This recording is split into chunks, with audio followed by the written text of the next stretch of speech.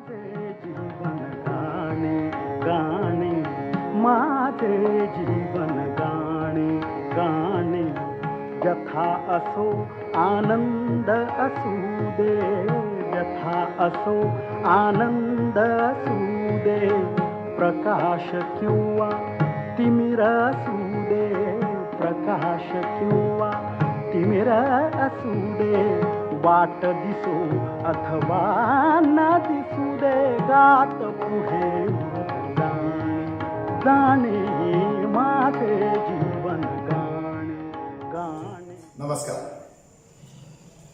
माझे जीवन गाणे चतुरंग कुटुंबांतर्गत असा एक सुंदर उपक्रम. या उपक्रमाची रचना करताना जो विचार मनात आला तो मित्रांनो पटला असेल ना तुम्हाला. खरंच अनेकदा असं घडतं ना की आपल्यातलेच आपल्या समोर वावरणारे, आपल्याबरोबर नेहमी असणारे आपले चतुरंग कुटुंबातले वेगवेगळ्या केंद्रांवरचे कार्यकर्ते आपण अनेकदा जवळ येतो, बोलतो, कामं करतो, परंतु एकमेकांचा पूर्ण परिचय आपल्याला नसतो. आणि खरंच तसा परिचय व्हायची संधी आपल्याला मिळत नाही.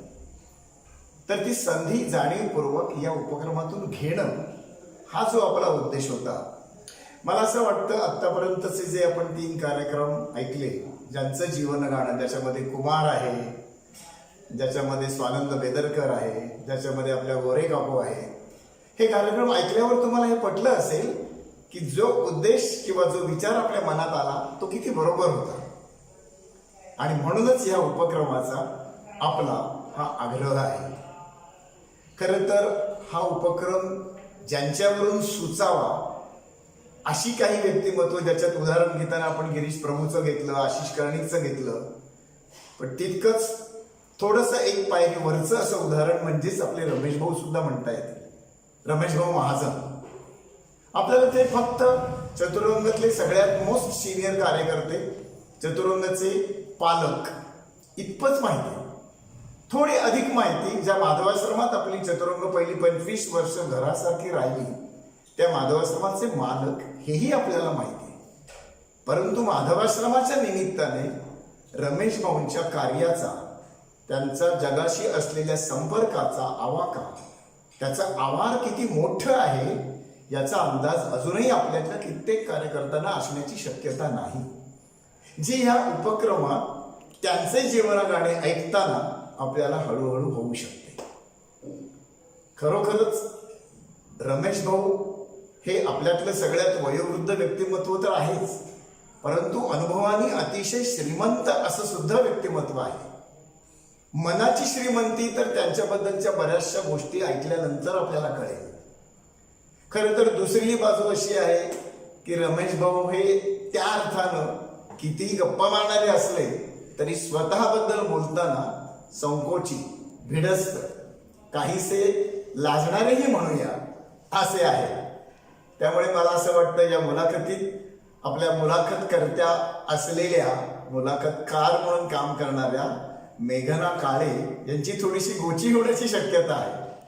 कारण रमेश भाऊ स्वतःविषयी किती बोलते याच्याबद्दल माझ्याही मनात या आत्ता होणाऱ्या मुलाखतीपूर्वी एक किंचित शंका आहेच. आय डोंट नो मेघना तुम्ही काकू म्हणता ना बरेचदा, मेघना काळे कशा पद्धतीने ते हाताळतात. परंतु तरीही रमेश भाऊंबद्दलची ही सगळी माहिती जशी जशी आपल्याला समजेल, कळेल, त्याच्यातनं खरंच कळून येईल की हे जीवन गाणं किती श्रेष्ठ दर्जाचं आहे, किती उत्तम दर्जाचं आहे. आणि असं असून सुद्धा आपण मात्र आतापर्यंत त्याच्यापासून कुठेतरी माहितीच्या दृष्टिकोनातून दूर राहिलेले आहोत, परिचयाच्या दृष्टिकोनातून खूप अंतरावर राहिलेलो आहोत. हे गाणं रमेश भाऊंबद्दल समजून घेणं याचाच अर्थ चतुरंगाची पूर्वपीठिका समजून घेणं. चतुरंगाचा जन्मकाळ, चतुरंगाचं बालपण, चतुरंगाचं तारुण्य हे सगळं समजून घेणं, हेही ओघाने याच मुलाखतीतून बाहेर येऊ शकण्याची शक्यता मला वाटते. मला असं वाटतं की तुमच्या इतकाच मीही रमेश भाऊ काय काय सांगतायत किंवा केबी त्यांना किती बोलतं करतायत त्याच्याबद्दल उत्सुक आहे. त्यामुळे माझे जीवन गाणे ऐकता ऐकता ते एका अर्थानं माधवाश्रमाचं जीवन गाणं आहे एका बाजूनी रमेश भाऊंचं जीवन गाणं आहे आणि एकाच बाजूनी तिसऱ्या बाजूनी चतुरंगचंही बालपणातलं जीवन गाणं आहे. किती अगणित गोष्टी चतुरंगसाठी या माणसाने केल्या आहेत. माझ्या मनात एक प्रश्न अनेकदा येऊन जातो की चतुरंगाच्या बालपणात बोट धरून लिहायला रमेश भाऊ भेटलेच नसते तर चतुरंग आजच्या स्तराला आली असती का? मी खूपदा चाचपडतो. या प्रश्नाचं नेटकं उत्तर मला अजूनही कधी कधी नेमकं सापडत नाही. इतका रमेश भाऊंनी चतुरंगाला दिलेला आधार, चतुरंगासाठी ज्या पद्धतीनं ज्या प्रकारानं ते आणि सुमित्राबाईंनी चतुरंगाच्या पाठीशी खंबीरपणे उभ्या राहिल्या, त्याच्याच बरोबर त्यांचे धाकटे बंधू सुधाकर पंत, अजून धाकटे बंधू पद्माकर भाऊ, हे सगळेजण एक कुटुंब म्हणून ज्या पद्धतीनं उभे राहिले, तो सगळा इतिहास आपल्याला आतापर्यंत बऱ्यापैकी पारखाच असेल. या निमित्तानं तो उलगडला गेला तर अधिक चांगली गोष्ट आहे. कारण माधवाश्रम आणि रमेश भाऊ या एकाच नाण्याच्या दोन बाजू आहेत. आपण नाणं कधीच एका बाजूने पाहत नाही, आपण ते दोन्ही बाजूने उलगडून पाहतो. या खणखणीत नाण्याचा आवाज जो नादमय आहे, जो मधुर आहे, जो गोड आहे आणि जो आपल्या सगळ्यांना अत्यंत उत्तम अशी माहिती देत सुखावणारा आहे, ते जीवन गाणं आपल्याला आजच्या माझे जीवन गाण्यामध्ये म्हणजेच रमेश भाऊ महाजन यांच्या मुलाखतीमध्ये ऐकायला मिळेल.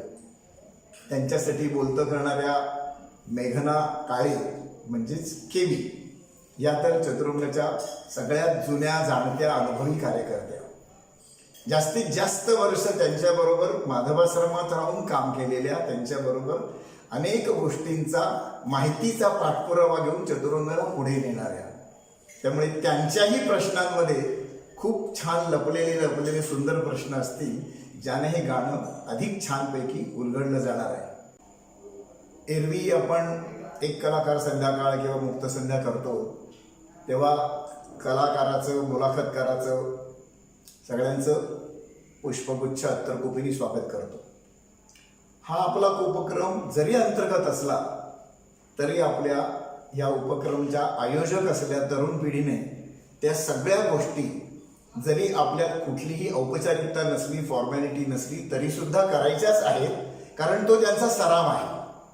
आणि म्हणूनच त्या अनुरोधाने आजच्या जीवन गाण्यामधले आपले कलाकार रमेश भाऊ महाजन आणि आजच्या मुलाखतकर्त्या सौ मेघना काळे अर्थात केबी या दोन्ही कलाकारांचं मी चतुरंग परिवाराच्या वतीनं आणि तुम्ही घराघरात बसलेल्या तुम्हा सगळ्यांच्या वतीनं खूप मनापासून स्वागत करतो आणि त्यांना ही मुलाखत सुंदर होण्यासाठी खूप खूप शुभेच्छा देतो. तर ऐकूया हे औत्सुक्यतापूर्ण असलेलं, कुतूहलजन्य असं यावेळचं जीवन गाणं रमेश भाऊ महाजन. धन्यवाद.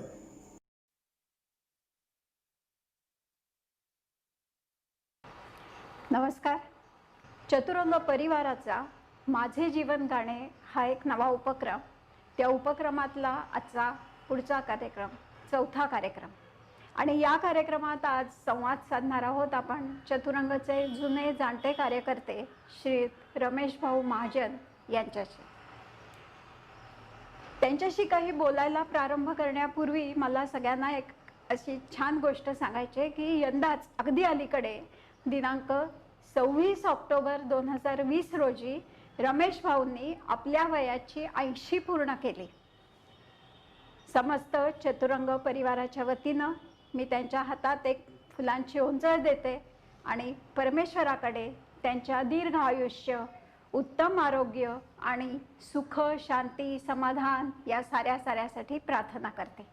रमेश भाऊ, सगळ्या चतुरंग कुटुंबियाच्या वतीने, 6 केंद्रांच्या वतीने आणि नाशिकचं नव्याने आपल्या सोबत येऊन कामात रुजू झालेलं नाशिक मित्र मंडळ, चतुरंग नाशिक मित्र मंडळ, सगळ्यांच्या वतीने ही फुलांची ओंजळ तुमच्यासाठी आहे.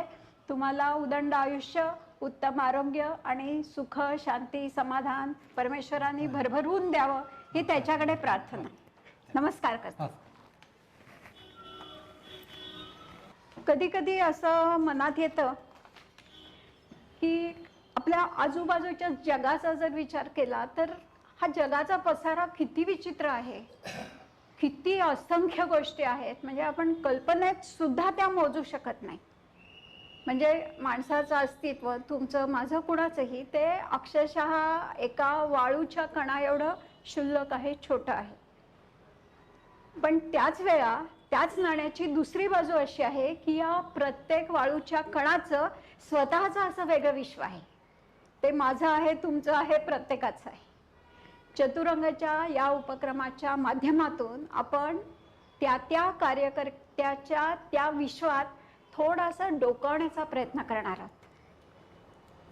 आज आपल्या समोर आहेत श्रीमान रमेश भाऊ महाजन, या माधव आश्रमाचे चालक, मालक, पालक, संचालक, सगळे काही.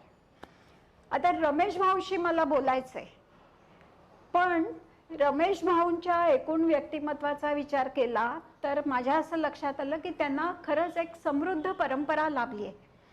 आणि त्यांना ती केवळ लाभली असं नाही, ती त्यांच्या अखत्यारीत त्यांनी जोपासली आहे, वाढवली आहे. आणि एवढं करून ते थांबले नाही, तर आज पुढच्या पिढीच्या हातात ती छानपणे सुपूर्त केलेली आहे. जणू काही ही परंपरा म्हणजे हे जे काही माधव आश्रमांनी त्यांना दिलंय हे त्यांच्या व्यक्तिमत्वाचं अस्तर आहे. एखादं उंची वस्त्र जसं असतं बघा, की त्याच्यावरचा ते जे धागा असतो किंवा त्या वस्त्राचं आपण काय म्हणूया टेक्स्चर असतं, मृदू मुलायम असतं, सुंदर असतं, जरतारी असतं, रंगीत असतं. पण हे सगळं तेव्हाच छान टिकतं, छान दिसतं, छान वाटतं आणि त्याचं मोल असतं जेव्हा त्याला एक चांगलं अस्तर असतं. रमेश भाऊंच्या व्यक्तिमत्वाला मला असं वाटतं की माधव आश्रम हे एक अस्तर लागलं आहे. आणि त्यामुळे रमेश भाऊंबद्दल बोलताना या अस्तराबद्दल फारसं आपण कधी कुठे बघत नाही, बोलत नाही, कौतुक तर अजिबात होत नाही. पण रमेश भाऊंबद्दल बोलताना मात्र मला असं वाटतंय की हे जे अस्तर आहे त्यांच्या व्यक्तिमत्वाला आतल्या बाजूने लाभलेलं, त्याची आधी माहिती करून घेऊया. ते किती भक्कम आहे, ते किती सुंदर आहे आणि किती देखणं आहे हे जाणून घ्यायला मीही उत्सुक आहे. रमेश भाऊ, पहिल्यांदा आम्हाला माधव आश्रम या वास्तूबद्दल सांगा. कधी सुरुवात झाली, कुणी सुरुवात केली आणि थोडं इतिहासात डोकावून सांगा. आम्ही काही कोकणातले. हं, कोकणात गेल्यानंतर जेवायची पंचायत, खायची पंचायत, राहायची पंचायत. तर आमच्या वडिलांचे मामा इथे धावाच्या वेळी राहायला होते. बर. तर धावाच्या वेळी राहायला ते मामांकडे गेले. हं, आम्ही तुमच्याकडे राहू का? मामा म्हणा की त्याला काय हरकत. हं, राहायला मी जागा मिळेल, पण जेवायची व्यवस्था काय? पण आमच्या वडिलांनी जेवण चांगलं करता येईल. स्वतः ते उत्तम. मला वाटतं त्यांना घड्याळ दुरुस्तीचाही छंद होता ना. नंतर नंतर पण जेवण करायला मग जेवण मग बाहेरचा माणूस येतात आणि मामा म्हणा जेवण तू जेवण जा जेवण. आणि 4-5 वेळा मग तो बाहेरचा माणूस म्हणा त्याचं नाव कुलकर्णी, मला नक्की माहिती आहे. पण मी रोज तुमच्याकडे जाऊन काहीतरी पैसे घ्या. हां, असं नाही मग आता पैसे घेतले त्यावेळेस कधी एक आणा काही धोरणे होते, ते पैसे घेतले. तेव्हा त्यांच्या कल्पना आपण खानावळ सुरू कर. बर. आणि तेव्हा माझा असं म्हणजे पहिली खानावळ धावाच्या वेळी सुरू झाली. कुठे मला नक्की माहिती नाही, पण धावाच्या वेळी सुरू झाली. अच्छा. ते माणसं वाढायला लागल्यानंतर आम्ही मॅजेस्टिकच्या बाजूला, मॅजेस्टिक सिनेमाच्या बाजूला मोहन बिल्डिंग बरोबर आजही आहे तिथे. आहे. मोहन बिल्डिंग आत नाही गेला तर उजव्या जरा मला लक्ष्मी लॉज म्हणून एक बिल्डिंग आहे. बरं. त्या ग्राउंड फ्लोअरला जेवणाचं. हां. पण जेवणाचं नुसतं काय करायचं, कारण आमच्यासारखी बरीच माणसं मुंबईला येतात. मग कोणाच्या चाळीमध्ये, कोणाच्या विराट म्हणजे वळकटी एखादं तांब्याचा पाण्यामध्ये ट्रंक हे कोणाच्या घरामध्ये ठेवतात आणि रात्री झोपायला गॅलरीमध्ये. सकाळी अनेक हे करणं नळावरती कॉमन नळावरती जायचं, तिथे भांडण काय सगळं ठेवायचं. पण मग हे सोडवायचे सगळं, हे तिथे राहायचं. हे काहीतरी रक्कम पटेल ना. मग त्याच आमच्या वडिलांना आपण हॉटेल लॉजिंग सुरू करू म्हणून मोहन बिल्डिंगमध्ये खाली जेव्हा खानावळ सुरू झाली त्यावेळेस माणसं मुंबईत राहायला येत नसत. पहिल्या मजल्यावरती 6 खोल्या रिकाम्या होत्या मोहन बिल्डिंग मध्ये, त्या आतल्या लॉजिंग लक्ष्मी लॉजमध्ये. ते 6 बिल्डिंग वडिलांना आपण याच्यात लॉजिंग सुरू करू. पण तिथे लॉजिंग सुरू, खाली जेवण, खानावळवरती लॉजिंग, अशी ती लॉजिंग सुरू झालं. आणि लॉजिंग सुरू झालं काही वर्षांनी ते खूप वाढलं. वाढल्यानंतर मग आता कुठे बघायचं. त्यानंतर ही बिल्डिंग बांधकाम चालू होतं, म्हणजे 4था झाला होता. पण काहीतरी अडचण झाली होती. त्या वडिलांनी सांगितलं मी तुम्हाला आपण तिकडे जाऊया म्हणून. अच्छा. पण पैसे कुठून आणायचे हां. हा एक मोठा प्रश्न. एवढा ह्या बरोबर. महिन्याला काही जास्त नाही. तर आम्हाला एक मोठा साधू म्हणायचा नाही पण चांगला माणूस भेटला. बरं. तो राजा रवी म्हणायचा तळेगावला शिळा भरायचा आहे. हम्म. त्याचा तो मॅनेजर. त्याचं नाव एफ स्लायशर. स्लायशर. हो, तुमच्या पुस्तकातही उल्लेख आहे तो. तर तो त्याने सांगितलं मी तुम्हाला हे बिल्डिंग मागलं 1 बघा. लाख रुपये देतो. तो दुसऱ्या देशातला असेल, जर्मन माणूस होता? जर्मनीमध्ये. हां, हां. कारण त्यावेळेस 16 साली आम्ही सुरू केलं. बर. 16 साली वॉर पहिलं वॉर सुरू होतो. हां. पहिल्या वॉरमध्ये ती काही माणसं जर्मनीची आली बर. ती इथे राहिली होती. अच्छा. आणि जिथे पैसे मिळवले वगैरे हा, हा. त्यात मग काही जी माणसं आता ह्या कुठून तिकडे माहिती नाही पण तो शिळ्यापर्यंत मॅनेजर म्हणून तिकडे झाला. राजा रवी म्हणायच्या पिक्चरचा तो फोटोचा. बर. राजा वर्माची चित्र काढायची हो.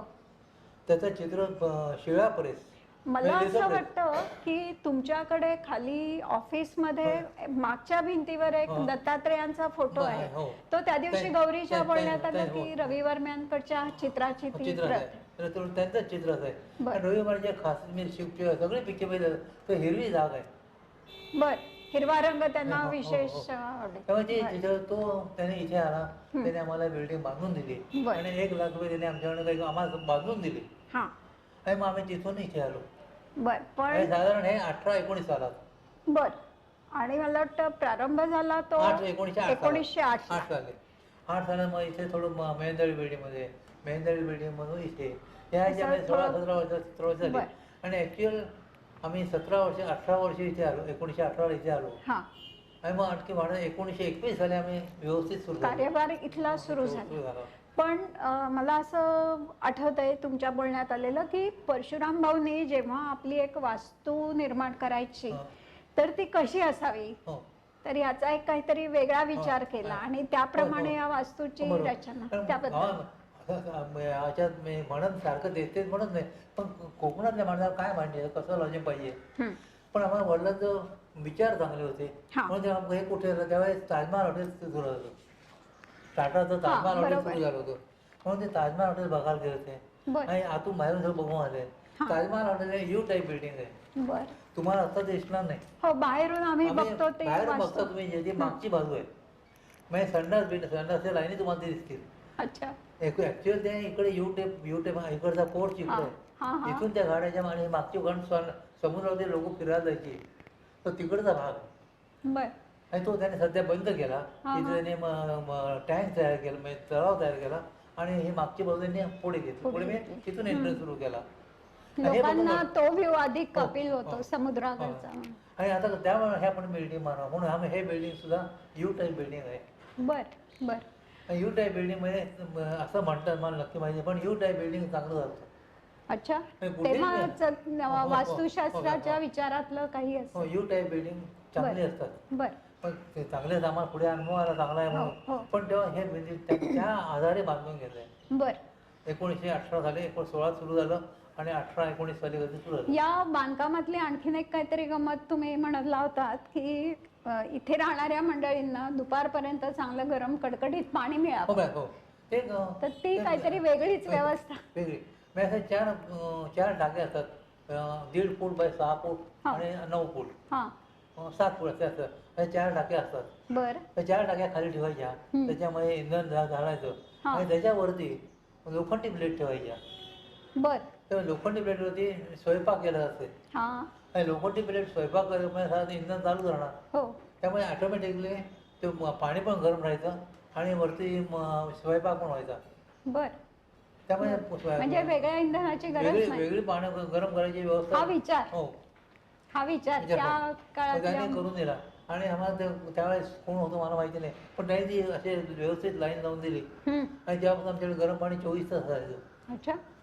आणि समज स्वयंपाक असायचा. दोन्ही कामं एका इंधनात होत होती. खरंच म्हणजे त्या काळातली लोकही कसा विचार करत होती. आता माधवाश्रम म्हणून आणखीन काही विशेष आम्ही अनेक वर्ष ऐकत आलो की खास करून इथलं जेवण.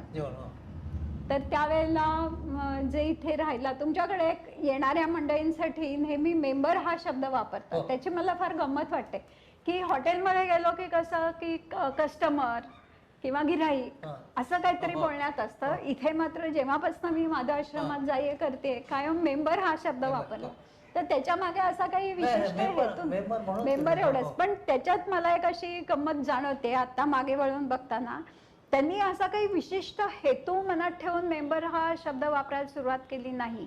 पण इथे येणारी व्यक्ती ही खऱ्या अर्थाने माधवाश्रमाची, माधवाश्रम कुटुंबियांचीच नाही तर महाजन परिवाराची कळत नकळत मेंबर होऊन जाते.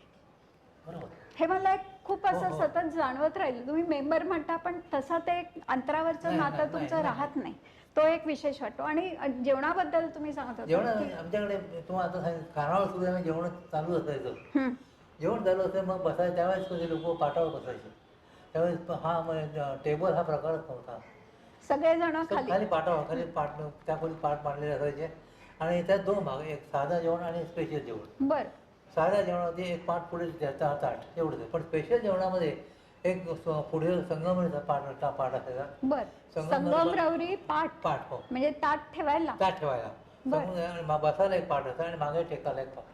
त्या तीन पाट स्पेशल जेवण. आणि संगमरवरी पाट अजून माझ्याकडे आहेत अजून ठेवले. संगमरवरी ऐश्वर्य आहे ते. ऐश्वर्य आहे ते. संगमरवरी पाटावर जेवण बसायचं आणि स्पेशल जी माणसं म्हणजे ज्यांच्याकडे थोडे पैसे जास्त आहे मग काय त्यावेळेची ती माणसं तिकडे बसायची. आणि विशेष म्हणजे त्याच्यामध्ये की ही सगळी माणसं ब्राह्मण म्हणत नाही पण 16 जरी इतर असले तरी त्यांना 16 ओळख असायचं. बर. आणि तेव्हा पाळण्यात काही कोणाला कमीपणा वाटायचा नाही. त्यामुळे त्यांची 16 इथून नेऊन कामावर जायचे. बर. कामावर गेल्यानंतर 16 कुठे व्हायचे प्रत्येक कामावर. पण प्रत्येक खुंटे आहेत. प्रत्येक खोलीत. प्रत्येक खोलीत नाही, प्रत्येक जेवणाच्या ह्याच्यामध्ये 8-9 खुंटे आहेत. त्या खुंट्या तुम्ही बघितलं तुम्हाला ह्या आत्ताच्या जुन्या खुंट्या आहेत. त्या प्रत्येक नावाच्या खुंट्या आहेत. मेंदळे आहे, एक काळे जे आहे, हा मोकळा म्हणून आपण सोळ द्यायचे. बर. हल्ली पुढे मोकळा असेल तो कोणा समाना नाही. म्हणजे माझ्या पिढीतल्या लोकांनी ऐकलं. मुक्ता म्हणलं मुक्ता बरी वाटवते. मुक्ता आणखीन सोळ हे सगळं दोन्ही येतात. ही खुंटी आणि मेंदळ्याची आहे तिथेच त्याने ठेवायची. आणि समज उद्या संध्याकाळी जेव्हा परत 16 असं प्रत्येक नावाच्या खुंट्या होत्या. त्या लिहिलेल्या पण ती सोय झाली होती. आणि जेवण सगळं आपलं ब्राह्मणी जेवण. वरण भात पहिल्यांदा. आणि दुसरं म्हणजे प्रत्येक पदार्थाला जागा ठेवलेली. ताटात वाढण्याची पद्धत. भाजीच्या ठिकाणी कोशिंबीर. असंच आहे की सुकी भाजी वरतीच पाहिजे आणि पातळ भाजी खाली. त्याच्यानंतर डाळाला लिंबू मीठ कैची कोशिंबीर असं राहते. पण त्याचा कोशिंबीर शेवटी कारण त्याला पाणी सुटतं खाली येते. आणि वरण वाढताना सुद्धा की आमच्याकडे मुलं असते मूद मारली जायची. त्यावेळेला मूद मारल्याचं वरण अशा पद्धतीने वाढायला पाहिजे की ते खाली ताटाच्या कडेला यायला पाहिजे. म्हणजे त्याच्यावर तूप पडल्यानंतर खाली कडेला पाहिजे. आणि भात कालवताना नेमकं. पण त्या वस्तू ज्या तुम्ही वापरायचात भाजी करायचा किंवा दूध दुभत्याचा जो वापर असेल ती भाजी पण कुठून खास. आम्ही आमच्या वडिलांनी त्यावेळेस सफाळा म्हणून होतो. माझा सगळ्या सफाळा बरंच गाजतंय. पण आम्ही आमच्या वडिलांनी सफाळा एक जागा घेतली होती. तिथे त्यांनी एक बंगला बांधला आणि सफाळा 2 ते 4 किलोमीटर रोठा म्हणून गाव आहे. बर. रोठा. त्या रोठ्याला 10 किलो जमीन घेतली. 10 एकर. तिथे भाजी पिकवायची. ती भाजी पिकवून रोज भाज्या आमच्या तिथून दूध वाला असायचा तो भाज्या तिकडून घेऊन यायचा. पण तो आणायचा कसा तेव्हा? नाही ते मला आठवत. भाज्या कारण तेव्हा आज आता रेल्वे तेव्हा पण एवढ्या पहाटे रेल्वे असायची. पहिल्या गाडीने येत पहिल्या तो 3:30-4ला रेल्वे याच्यात चालायची पटकन पाहायची. बर. तो दूधवाला पण त्यात होता. तो आम्हाला दूध पुरवायचा. अच्छा. तर तिथे रात्री आणून ठेवायचं.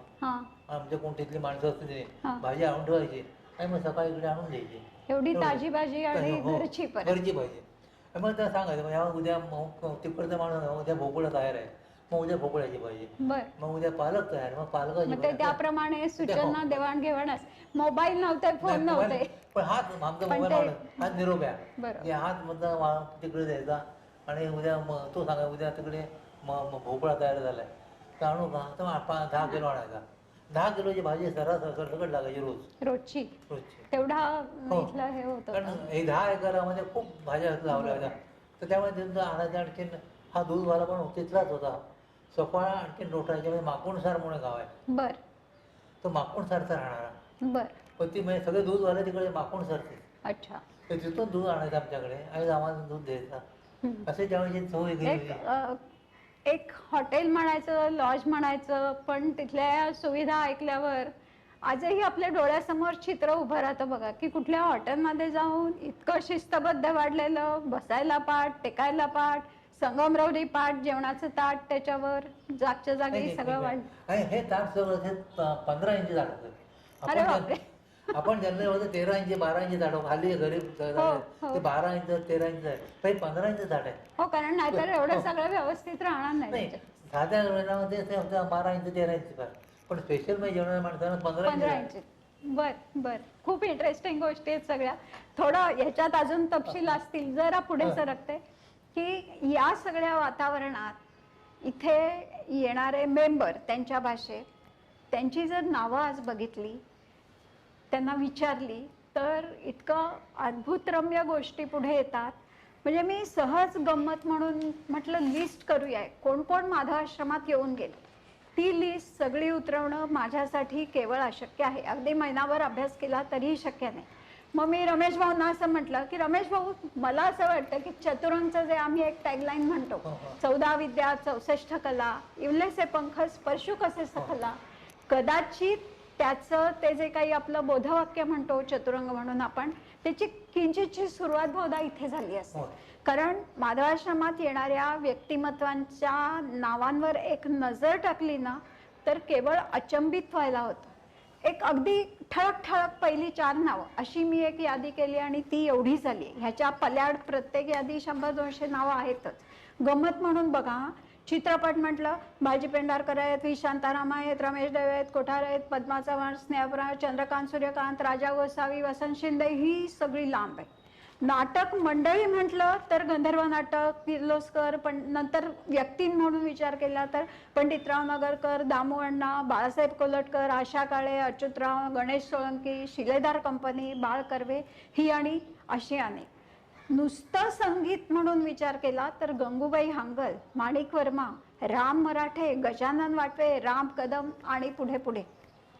चित्रकला कोल्हापूरचे निंबाळकर. अध्यात्म विषयाचंही इथे अजिबात वावडं नव्हतं, किंबहुना इथे त्यांची पूजा होत होती.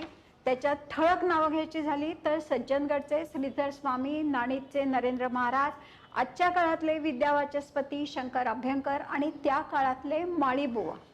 साहित्याचा परवलीचा पहिला शब्द कुसुमाग्रज म्हणते, म्हणजे पुढची नावं तुमच्या मनात येऊ शकतात. इतिहासकार बाबासाहेब पुरंदरे म्हटलं की ती एक मोठी यादी आहे. विचारवंतांमध्ये शिवाजीराव भोसले, रामभाऊ शेवाळकर आहेत. मला वाटतं परवा तुम्ही यशवंतराव पाठकांचंही नाव सांगितलं. राजकारणाचं इथे वावडं नव्हतं, यशवंतराव चव्हाण खुद्द इथे राहिलेत. लतादींनी अनेक वेळा इथे आलेले आहेत.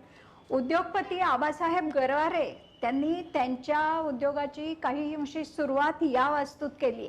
म्हणजे इथे आत्ता आम्ही बसलो त्याच्या पलीकडे रस्ता आहे आणि तिथे समोर एक बिल्डिंग होती. तर त्या बिल्डिंगला तळात जी काही छोटी दुकानं होती, त्यात मला आठवतं एक आशाताईंचा टेलर होता तिथे. अनेक वर्ष त्या इथे यायच्या आणि तिथेच जरा शेजारी आशा काळे आणि तिथे शेजारी आबासाहेब गरवाऱ्यांची एक एजन्सी होती आणि त्यात मोटर एजन्सी होती. आणि तुम्ही सांगितलं त्याप्रमाणे तुमच्या वडिलांनी म्हणजे परशुराम भाऊ महाजनांनी एक दिवस त्यांना सांगितलं की इथे खोलीत उभं राहून देखरेख करून चालणार नाही, हा, तर तुला तिथे जाऊन लक्ष ठेवायला लागेल. आणि हे त्यांनी टीव्हीवरच्या मुलाखतीत पण सांगितलं. थोडक्यात काय, आबासाहेब गरवारे या ठिकाणी येऊन वास्तव्य करून गेलेत. इचलकरंजीतल्या मिल मधली काही मोठी मंडळी आली आहेत, धुळ्यातले काही, किंवा इव्हन कोल्हापूर आणि या सगळ्या ठिकाणचे आमदार खासदार ही त्या त्यावेळची नामांकित मंडळी इथे वास्तव्यास आली. मी फक्त तुम्हाला असं म्हणेन की हा एकेका नावाशी तुमची एक एक आठवण जोडलेली असते. एक, कारण ते सांगायला गेलं ना तर खरंच एक स्वतंत्र कार्यक्रम त्याचा करायला लागेल. काही ठळक एक 4-6 नावांच्या आठवणी सांगा. तुम्ही एक नाव राहिलं आपलं, बोला ना. हो बघतो. हा, मी पुलंकडे आपण बोलत होतो त्यामुळे मागणी कोणत्या ओळख माझा असं मला माहिती आहे. अबको, मला अबक म्हणजे काय, तर अच्युत बळवंत कोल्हटकर याने एक पुढे त्या काळामध्ये काय म्हणतो पुस्तकात धडा होता शाळेतल्या मुलांना, माधव आश्रमात शिवाजी लेख आणि खूप गाजला होता. माधव आश्रम हे उपरोधात्मक कसं लिहावं हे त्याने शिकवलं. बर. त्यावेळेच्या साहित्यिकांना. हा हा. माधव आश्रमात शिवाजी म्हणून, हे माधव आश्रमात शिवाजी हे अच्युत बळवंत कोरटकर यांनी लिहिलं. बरं. आणि त्याशी बोलताना तुम्ही गंगूबाईंबद्दल बोललात, तुम्ही शिरवाडकरांबद्दल बोललात, गणेश सोळंकींबद्दल, कारण आम्हा चतुरंग मंडळांना जरा सोळंके मास्तर म्हणून अधिक जीव आहे. गणेश सोळंकी हे नागपूरहून इकडे आले जेव्हा, तेव्हा त्यांना इथे राहायला सांगितलं नाही. तर त्यांना ते कोणी सांगितलं इथे दाखवलं? आपले दारवेकर मास्तर. ते त्यांचे गुरु. आणि त्यांना मला हे आठवते की त्यांच्याकडे पैसे नाही ना, ते तुम्हाला जास्त पैसे नाही म्हणजे नको राहून देऊ असं सांगितलं. हो. दारवेकर मास्तर मी त्यावेळेस खाली होतो आमच्या मोबाईलला तेव्हा ते म्हणे मग राहावं. आणि त्यावेळेस ते दुर्वांच्या जोडीमध्ये काम करत होते गणेश सोळंके. आणि दुर्वांच्या जोडीमध्ये रात्री तिकडे यायचं, सकाळी तिथे नाटकाचे असते त्यांचं चालायचं. आणि मग एका दिवशी मला वाटतं असं की हे निमकर मंडळी खाली बसली होती. मग साहित्य संघाच्या कट्ट्यावरती खाली जो बाहेर तिथे यांचं ठरलं आपण चतुरंग 4 निमकर आहोत, आपण नेमकं चतुरंग म्हणून संस्था सुरू करू, चतुरंग म्हणून सुरुवात करू. मग ती सुरुवात करायची. तेव्हा हे सोळंके समजलं की सोळंकडे पुढचं काय झालं माहिती नाही, पण सोळंकडे ते मास्तर म्हणायला लागले. ती माणसं विद्याधर निमकर किंवा विश्वास मधला विषय जो माझ्या कानावर आहे तो असा आहे की मास्तर इथे नाटकाच्या तालमी घ्यायची आणि रंगनिशा अशी काही एक संस्था झावाडीतल्या मंडळींची होती आणि त्यांच्या तालमी घ्यायला ते गेले. तिथे आपल्या या नेमकर मंडळींशी त्यांची ओळख झाली आणि मग त्यांच्या सोबतीने ते इकडे तालीम करण्यासाठी म्हणून कोकणातली माणसं जी आहेत त्यांचे नाटक कोकण म्हणून नाटक वेळा प्रत्येक गावात वाडी वाडीत नाही नाटक मंडळ असतं. नाटक तालमी मुंबईत माणसं राहायला येतात. नाटक तालमी कुठे करायच्या, चला माधव आश्रमात जाऊ. बरोबर. आणि गच्ची मोकळी असायची. मग गच्चीत त्यांची नाटकं तालमी झालायच्या. अशा बऱ्याच लोकांच्या कोकणातील मंडळींच्या तालम्यावरती गच्चीवर झालायच्या. त्यांचे खेळ म्हणा किंवा हे करतो होळीला ते सगळं गच्चीवर त्यांची प्रॅक्टिस. आता ते विल्सन जिमखाना आणि त्या तिकडे करतात. पण तेव्हा इथे पालखीचं ताळ बांधून चालू असतो. होळीच्या वेळेस पालखी त्यांची जाते, ते आपल्या खाली पालखी येते त्यांची. पालखी आमच्याकडे पण ती माणसं जवळ 50,000 माणसं पालखी नाचवायला येतात. आता त्यावेळेची पद्धत निराळी, आताची पद्धत निराळी, पण ते अजून माणसं येतात सगळी. तुम्ही रमेश देवांच्या बद्दल काही एक गोष्ट सांगितली. हुशार माणूस. बरं. त्याच्या एकदा मी नाटकात कलाकार हुशार बघितला नाही. त्यांचे थिएटर त्यांचं शूटिंग इथे बाजूला ज्योती स्टुडिओत जायचं.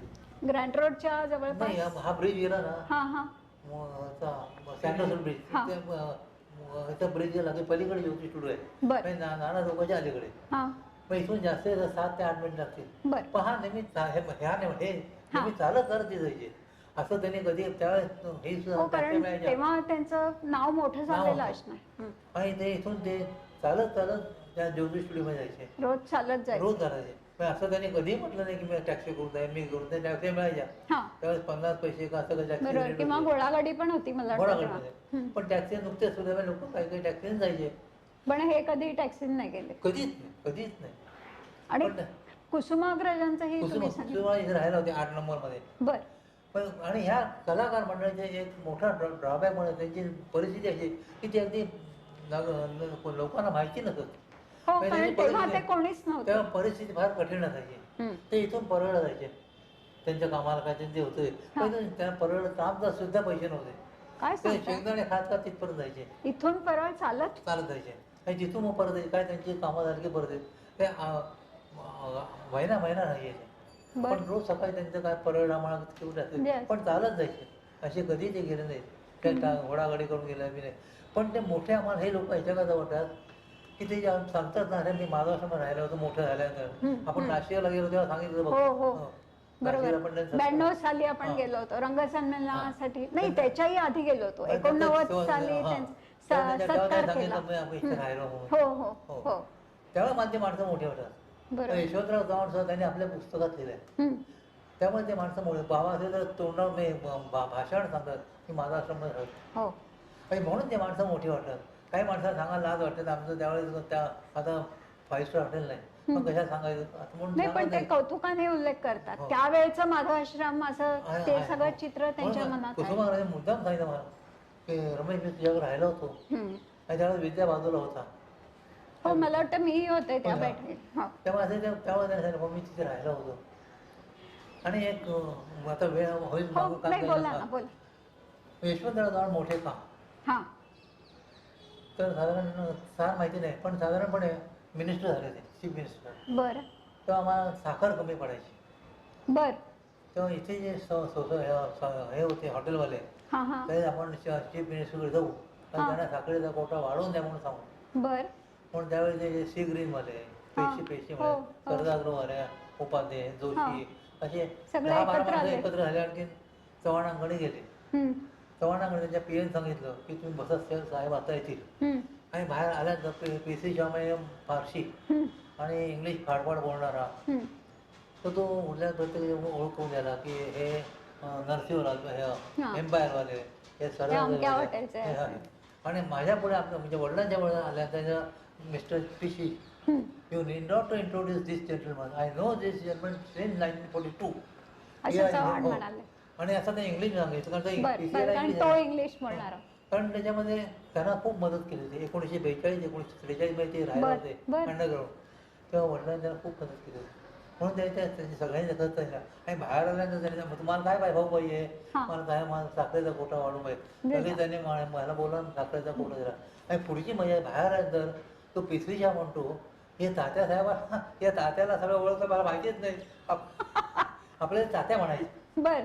हे आपल्याला मराठी माणसांना हे लोक तात्या म्हणतात. अच्छा. हां, त्यामुळे असं ते म्हणजे गोळ बर बर. असे. मला असं वाटतंय की म्हणजे त्या लोकांनी माधवाश्रमाची आठवण ठेवली हे तुम्हाला खूप छान वाटतं हो. आणि स्वाभाविक आहे, कारण तो अभिमानाचा एक हो. बिंदू आहे मनात. त्यामुळे रमेश भाऊंनी ज्यांनी कोणी पुस्तकं लिहिली, काही कथा लिहिल्या किंवा लेख लिहिले आणि जिथे कुठे माधवाश्रम हा उल्लेख केला, कारण इथे येऊन गेणाऱ्या बहुतेकांनी तो उल्लेख केलेला आहे, तर जे काही असं रमेश भाऊंच्या कानावर आलं त्या वेळेला प्रत्येक वेळेला रमेश भाऊंनी ती प्रत कष्टपूर्वक मिळवून त्याचा एक संग्रह केलाय. माझ्या अंदाजाने 15-20 पुस्तकं तुमच्या संग्रहात असतील, वेगवेगळ्या लोकांनी लिहिले. अगदी एक शब्द आम्ही माधवाश्रमात काही काळ होतो एवढं असेल तरी ते पुस्तक आज रमेश भाऊंच्या संग्रहात आहे. जर तुमच्यापैकी कुणाकडे वेगळं काही असेल तर त्यांना जरूर भेटा.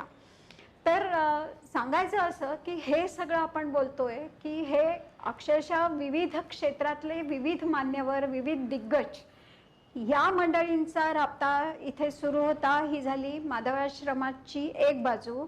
त्याच वेळेला इथे आतमध्ये नोकरीसाठी वणवण फिरणारे, मुंबईत येऊन नोकरी शोधणारे चाकरमानी, वारावर जेवणारे कितीतरी विद्यार्थी, ही सगळी मंडळी त्यांचाही आतल्या खोल्यांमध्ये राबता असायचा. महाजन कुटुंबियांमध्ये त्यांनाही सामावलेलं असायचं. त्याच वेळेला इथल्या हॉलमध्ये शेकडो लग्न, कितीतरी मुंजी, सार्वजनिक मुंजी सगळे आपले होतात. ते छोटे मोठे कार्यक्रम, मग डोहाळ जेवण असेल, वाढदिवस असतील, त्या काळी वाढदिवसाचं एवढं नव्हतं, पण साखरपुडा असेल, क्वचित प्रसंगी श्रद्धांजली सभा सुद्धा इथे घेतल्या गेल्यात, कारण बाहेर जागा मिळायची नाही. तर असं हे सगळं माधवाश्रम.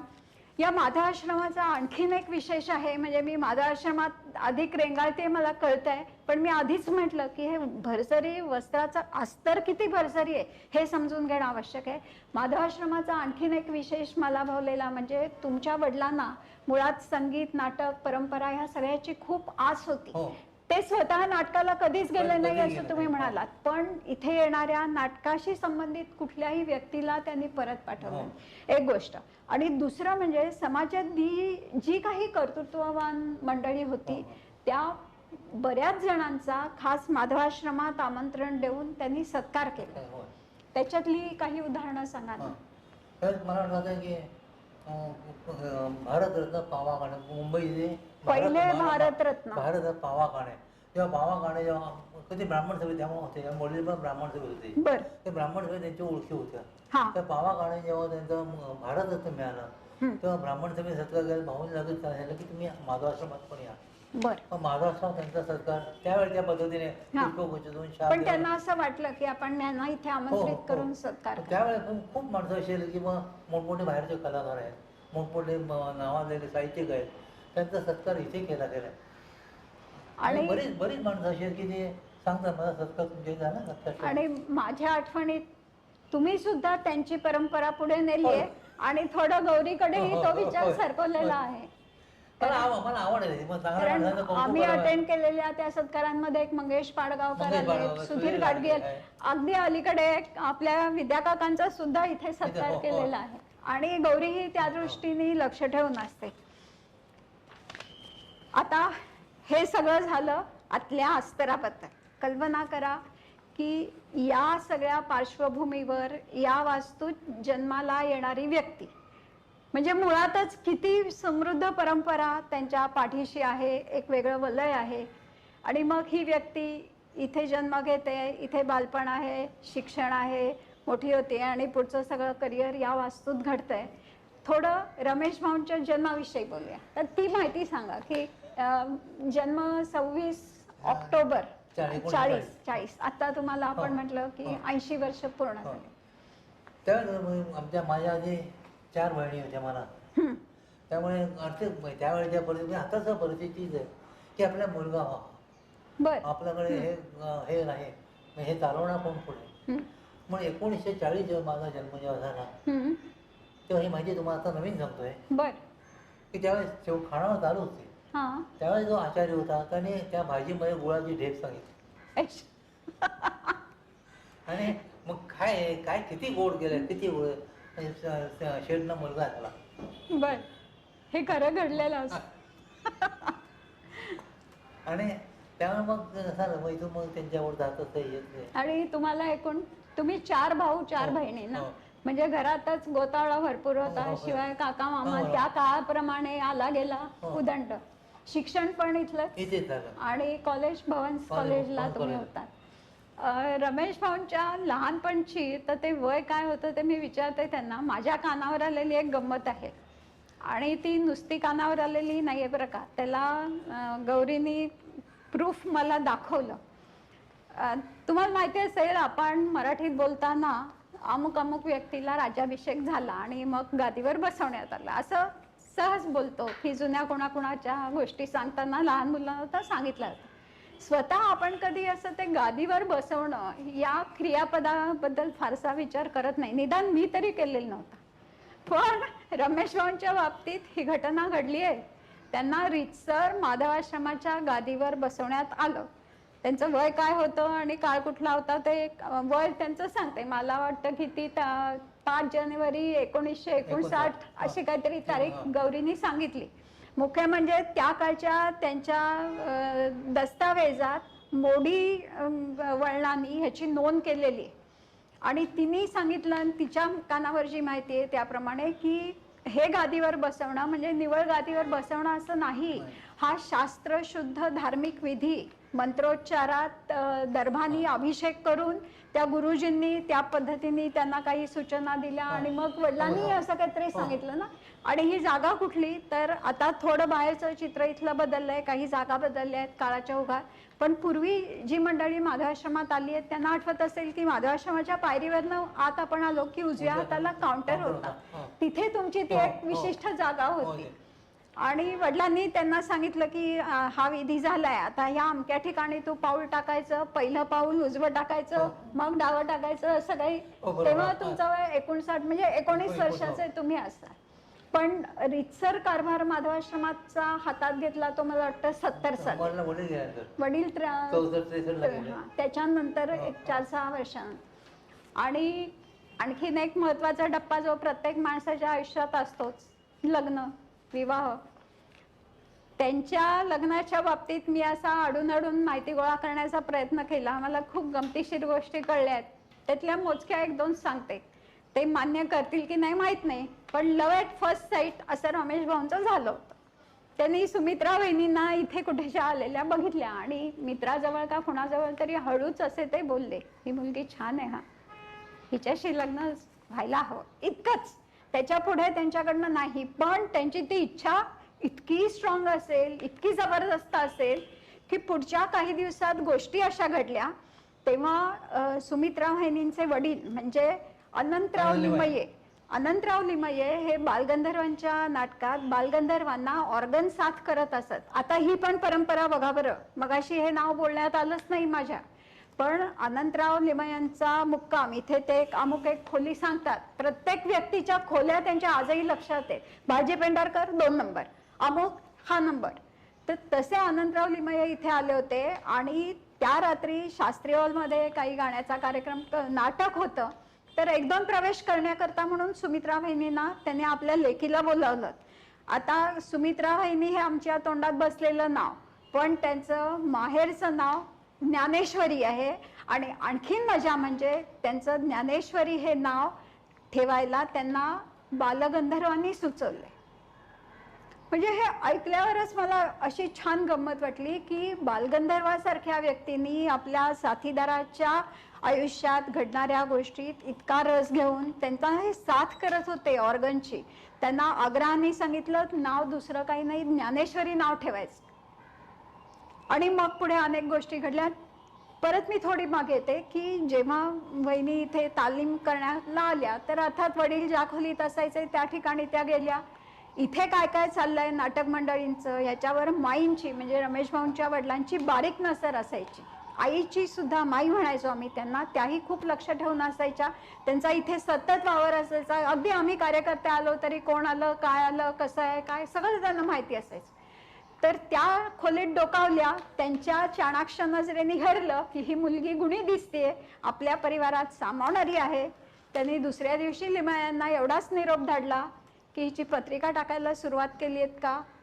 सुरुवात केली तर पहिल्यांदा इथे द्या. आणि मग पुढच्या गोष्टी यथासांग घडल्या. बरोबर आहे. त्याच्यात अजून काही काही छोटे छोटे किस्से आहेत पण ते नंतर कधीतरी. पण सुमित्रा वहिनींनी सुद्धा म्हणजे माईंची नजर रत्नपारखी होतीच. माईंनी ज्या नजरेने त्यांना हेरलं होतं, सुमित्रा वहिनींकडून रमेश भाऊंना सगळ्या आयुष्यातही तशीच म्हणजे खरोखर आपण अर्धांगिनी म्हणतो किंवा सहधर्मचारिणी म्हणतो ना, ती साथ मिळाली. म्हणजे मी हे माझ्या अनुभवातनं सांगते किंवा आपला चतुरंगचा अनुभव म्हणून सांगते की जेव्हा जेव्हा आम्ही इथे येत होतो, रमेश भाऊंना चतुरंगचं प्रेम वाटलं. तो सगळा विषय आपण आता पुढे घेतोच आहोत. आधी मला वाटतं त्याच्याबद्दल बोलूया की चतुरंगाचं इथे पदार्पण कसं झालं आणि त्याबद्दल काय सांगा. तुम्ही मग सांगितल्याप्रमाणे इथे गच्चीवरती तालमी चालायच्या नाटकांमध्ये कोकणातल्या लोकांच्या किंवा आमच्या जातीतल्या लोकांच्या. तेव्हा त्यावेळेस विद्यार्थी अगदीच नवीन व्हायचे. तेव्हा ते नाटकात काम करा मला ते आठवत नाही, पण इथे यायचे सारखे. आणि जेव्हा त्यांचं साहित्य संघाच्या चतुरंग सुरू होतं, जागा कुठे, मग ते माझ्याकडे आले होते की आम्ही चतुरंग नावाचे सुरू केलेले आहे संस्था, तर आम्ही तुम्ही आम्हाला इथे जागा द्याल का ह्याच्याकरता म्हणून बसायला. मग त्यावेळेस मीटिंग मीटिंग शब्द पण आम्ही जागा देतो म्हणजे आधार काय झालं. पण त्यांनी सांगितलं मग पण प्रत्येक वेळी हे आपल्या जातीची माणसं असतील असं नाही, कोणीही असतील असं मला त्याने आवर्जून सांगितलं. त्यामुळे माझं त्यात काही म्हणणं नाही. फक्त माझं म्हणणं एकच आहे की गडबड होऊ नये आणि आमच्या लोकांना त्रास होऊ नये. पण आम्हाला हौस आहे. पण चांगली चांगली माणसं यावीत, नट यावेत, नाटक करावे, मोठमोठी माणसं यावीत, हे मला हौस आहे. त्यामुळे लोकांच्या बरोबर बसावं, निर्णय माणसं निर्णय किस्से सांगतात, ते अनुभव आहे. म्हणून मी म्हणलं या मी त्याला काय. तेव्हापासून ते चतुरंगची माणसं यायला लागली, मग एक एक वाढायला लागले. आणि मग पहिलं आता पण हा थोडासा हे होईल, एकदम उडी मारल्यासारखं होईल. जेव्हा एक कलाकार संध्याकाळ सुरू झाले तर छंदा नवऱ्यांचा कार्यक्रम होता. पहिला कार्यक्रम. पण माणसं आणायची कुठून? त्या विद्यार्थ्यांना प्रत्येक जेवढ्या किती माणसं आहेत, 10 माणसं, 10 माणसं घरून 2-2 माणसं घेऊन या. मग त्यावेळेस मला हे आठवतं की जेमतेम 35 का 36 माणसं होती पहिल्या कार्यक्रमाला. गच्चीत ना? गच्चीत तेव्हा ते त्यावेळेस झाडाच्या बाजूला गच्चीत त्यांची होती. 35 ते 36 माणसं होती. पण विद्यार्थी सगळ्यांना सांगितलं की प्रत्येकाने आपापल्या घरात 2 माणसं घेऊन ये. आणि त्यामुळे सगळे जमून आले आणि मग 36 माणसं तो कार्यक्रम झाला. अशा मग पुढे वाढत गेले मग खूप माणसं मग येऊन गेली, मोठमोठे कलाकार येऊन गेले. आणि सांगायचं म्हणजे खूप सांगायचं ते आणखी सांगतो की विद्याला शिस्तबद्ध आवडतं. पहिले ते वपूचा कार्यक्रम होता. ते वपूवरती आल्यानंतर आमच्या प्रत्येक 100-150 माणसं बसले, त्यांच्या चपला होत्या. हं, तर त्यांनी विद्यार्थी कोणाला घराच्या आपल्या रांगेत लावलं, माझ्या बाईक बसवलं नाही. हं. पोपो आत आल्यानंतर त्याने राग बघितल्यानंतर त्याने तिथे बसल्या पहिल्या सांगितलं हा. मी चपला काढताना घाबरलो. आम्हाला सवय इकडे चपला त्याच्या शिस्तबद्ध काढल्या पाहिजे, मला त्याच्या रांगेतच चपला लावायला लागला. म्हणून मी म्हणून याचं कौतुक करतो की बा त्यांनी शिस्तबद्ध करायला सुरुवात केली, म्हणून माझं त्यांचं जास्त कौतुक. अशा अर्धा ते त्यांनी 15-20 मिनिटं विद्याबद्दल बोलले ते. बरं. तसं तुम्हाला एक खूप भावलेला कार्यक्रम नाना पाटेकरांचा आहे ना, म्हणजे एकीकडे मंडळी पहिला कार्यक्रम एक कलाकार एक संध्याकाळचा सुरू झाला. शन्ना नवरेंना या ठिकाणी आपण आमंत्रित केलं होतं आणि मग दर महिन्याला एक वेगळ्या क्षेत्रातला कलाकार इथे यायचा. ती नामावली सगळी आपल्या दस्तावेजात आपण दिलेली आहेच. ते सगळे कार्यक्रम माधव आश्रमाच्या गच्चीत व्हायचे. अपवाद म्हणजे वर्षातले 2 कार्यक्रम साहित्य संघात, कारण पाऊस असायचा. 35-36 लोकांच्या उपस्थितीत सुरू झालेला पहिला कार्यक्रम. नाना पाटेकरांच्या वेळेला परिस्थिती कशी होती? ना त्यावेळेस आमचे 2 गच्चे आहेत, म्हणजे 2 गच्चे तर किमान 500च्या वरती माणसं होती. मी दोन्ही गाव बाकीच्या या दुसऱ्या गच्चीत माणसं उभं ऐकत होते आणि हाच त्याच्या लाऊडस्पीकरला होता. त्यांनीच लाऊडस्पीकर दोन्हीकडे लावून दिले, जास्त वाढवला. बिपिन त्याचा मित्रच हे काम करायचं तेव्हापासूनच आहेत. तेव्हा ते समजा पहिल्यापासून तो आहे त्या बरोबर. बरं. तर त्यांनी ते लाऊडस्पीकर नवीन लावून दिला. आणखी ते दोन्ही याच्यात 500च्या वर माणसं होती नाना पाटेकर. गच्चीत आणि काही जण उभी राहूनच ऐकत होते, कारण सगळ्यांना बसायला जागा नव्हती. त्याच्यात मी जे आता म्हटलं ना की सुमित्रा वहिनींचा विशेष का वाटतो, सहधर्मचारिणी ह्या शब्दाच्या अर्थाने बघितलं त्यांचा इथला वावर, तर माईन इतकाच नंतरच्या काळात त्यांचंही आमच्यावर लक्ष असायचं. आणि मुख्य म्हणजे जेव्हा कोणी ह्या व्यक्ती इथे यायच्या, माधव आश्रमात यायच्या, आता आम्ही कार्यकर्ते काय, मग ते बैठक वगैरे हे शब्द हळूहळू पुढे आले, तर बुधवारी संध्याकाळी 6:30-7ला माधव आश्रमातली जी खोली रिकामी असते तिथे आम्ही एकत्र बसायचो. काही वेळेला सीझनप्रमाणे सगळ्या खोल्या भरलेल्या असायच्या. मग कधी गोडाऊनच्या खोलीत छोटी जागा आहे का, हरकत नाही, तीही नाही आहे, देवखोलीत आहेत ना, 5-7 माणसांना बसायचं. आणि काही जण मग उंबरठ्यावर टेकून बसलेत, काही जण मागे पूर्ण 1-1.5 तास उभं राहून ऐकायचे. वेळेप्रमाणे रमेश भाऊ थोडा वेळ का होईना डोकावून जायचे. मग तिथेच आमचं त्या एवढ्याशा जागेत चहा पाणी व्हायचं, गप्पा टप्पा व्हायच्या आणि मग आपापल्या घरी जायचं. आता हे आम्हा कार्यकर्त्यांचं होतं. पण जेव्हा कलाकाराला आमंत्रित केलं जातं तेव्हा साधारण आपली एक ती पद्धत आहेच की कोणीही मोठी व्यक्ती आली की पहिल्यांदा आपण त्याचा आगत स्वागत करतो, जरा कुठे एखाद्या शांत ठिकाणी बसायला सांगतो, पाणी देतो, चहा विचारतो, काही थोडं खायला पुढे करतो. हे सगळं करण्याची जबाबदारी न सांगता ही सुमित्रा वहिनींनी स्वीकारलेली होती. कधीच रमेश भाऊ ते आमके येणार आहेत, त्यांना आपल्याला 2 कप चहा आणि आमकं द्यायचं आहे, हे काय कधी सांगितलेलं आठवतच नाहीये. म्हणजे ती हे ठरूनच गेलेलं, ती व्यक्ती येणार, त्याला कोण कार्यकर्ता आणेल तो बरोबर घ्यायचा. तेव्हा तुमचं 60 नंबर मध्ये ऑफिस होतं. आलो की आम्ही तिथेच घेऊन यायचो. ते उघडलंय का, खुर्च्या आहेत का, आमका आहे का, कधी प्रश्नच पडला नाही, कारण तिथे सगळी तयारी असायची की 5-10 मिनिटात पहिल्या मजल्यावर महाजन कुटुंबीय राहतात. मग चहा आला, काही खाणं आलं, बिस्किटं आली, कार्यक्रम झाल्यावर परत ती वेळ साधून इथे येणं. बरं, आणखीन एक विशेष म्हणजे हे सगळं कौतुक त्या येणाऱ्या कलाकाराचंच होतं का, नाही, रमेश भाऊंचा आग्रह होता आणि अर्थात सुमित्रा वहिनींचा त्यांना पाठीमागून सहभाग असणारच असणार. कारण अशा गोष्टी पत्नीच्या 100% मानसिक सहकार्याशिवाय घडतच नाही. नाहीतर मग एक उरकल्यासारखं होतं, तुमचा पाहुणा आलाय ना, चहा पाठवला, विषय संपला. तसं होत नव्हतं. इथे येणारा पाहुणा सतत परत परत येत राहिला, त्यांच्या संपर्कात राहिला. आणि मी सांगत होते ती गोष्ट अशी की हे कोड कौतुक फक्त कार्यकर्त्यांचं नाही, फक्त कलाकाराचं नाही, तर ऐकायला जी कोण माणसं असतील ती कार्यक्रम सुरू होईपर्यंत माहिती नसायची. आज 100 असतील, 200 असतील का 500 असतील. पण रमेश भाऊंचा आणि वहिनींचा आग्रह असायचा, माधवास येणारी व्यक्ती आहे ना, त्या ऑफिसमधनं येणार, दमून भागून येणार, त्यांना इथे आल्यावर आपल्याकडनं कपभर चहा तरी दिला गेला पाहिजे. मग चहाचे 2 थर्मास, साधारण कार्यक्रम संपायची वेळ आली की खाली सूचना जायची, उपाहारगृहातनं चहाचे 2 थर्मास तिथे वरती यायचे. एक त्यांचा माणूस तिथे येऊन चहा द्यायला हजर असायचा. आणि किती व्यक्ती असतील त्याप्रमाणे चहा. अपेक्षित संख्या खूप जास्ती असेल तर प्रत्येकाला थोडा तरी मिळायचा, कमी असतील भरून मिळायचं. पण चहा त्यांच्याकडनं दिला जायचा. म्हणजे मला कधी आठवत नाही की आज 2 थर्मास चहाचं बिल चतुरंगला भरायला लागलंय. पण हे त्यांच्यातली जी आस्था होती, प्रेम होतं ह्या सगळ्या गोष्टीचं.